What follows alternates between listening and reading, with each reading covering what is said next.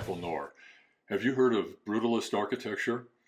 It was a school of thought, popular from the 1950s into the early 1980s, that believed architecture ought to be brutally straightforward and relentlessly functional. Its main characteristics are undisguised materials, especially raw concrete, blocky massing, exposed structure, and little or no ornamentation. Brutalist architecture sounds sadistically harsh, but it simply derives from the French term béton brut, meaning raw concrete, a favored material for the brutalists. Brutalist architecture was not very popular. The general public saw it as cold and impersonal. In this Architecture Minute, we look at both the good and the bad, as well as the ugly in brutalist architecture.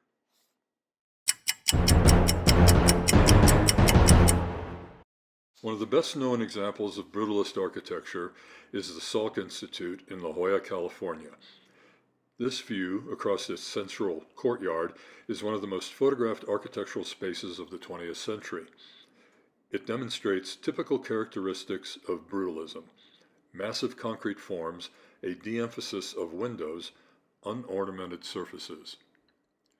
This view is undeniably dramatic, but once you get off this axis of symmetry, the Salk Institute is less compelling. It perhaps illustrates brutalism's fatal flaw. Where is the human in all of this? Near the Salk Institute is another La Jolla landmark and an icon of brutalist architecture, the Geisel Library by William Pereira. What is to be made of this topsy-turvy Jenga puzzle? Structurally, it's a tour de force, but it seems to me it is better appreciated as abstract sculpture rather than architecture. Perhaps the most reviled of brutalist projects is the 1971 Pompidou Center in Paris. Actually, it's a hybrid of brutalist and high-tech architecture. Located in the 4th arrondissement, it is jarring to encounter this massive structure in the heart of historic Paris. It is at least an honest, brutally honest expression of the structure and systems, but for me, the effect is as if an organism has its guts and bones installed outside of its skin. Not a pleasant thing to see. Another brutalist intrusion in the historic heart of a city is Boston City Hall. It has endured a barrage of criticisms since the day it was built. However, the juxtaposition of varying forms has created some unexpected spaces. The building may be unfriendly, but it is not uninteresting. These are spaces you won't find anywhere else. For that reason, I think it deserves at least an honorable mention. Habitat 67 in Montreal is a tour de force of prefabricated housing. Precast concrete living units in the shape of shoeboxes are stacked in various combinations. I visited Habitat and noticed how intimate it felt.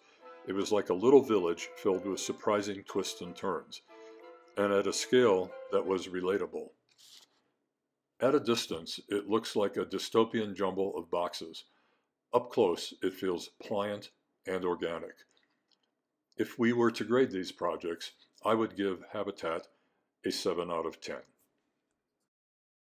Finally, we have the Mummers Theater in Oklahoma City. Much like the Pompidou Center, it has its underwear on the outside. Mechanical systems and connective circulation is exposed for all to see. It is easy to make fun of this design as a jumble of disjointed shapes, but I will say, having attended performances here, that the interior spaces are intimate and serve their purpose well. I should put this in the past tense. The Mummers Theater was demolished to make way for a big high-rise project that was never built. It is now just a hole in the ground.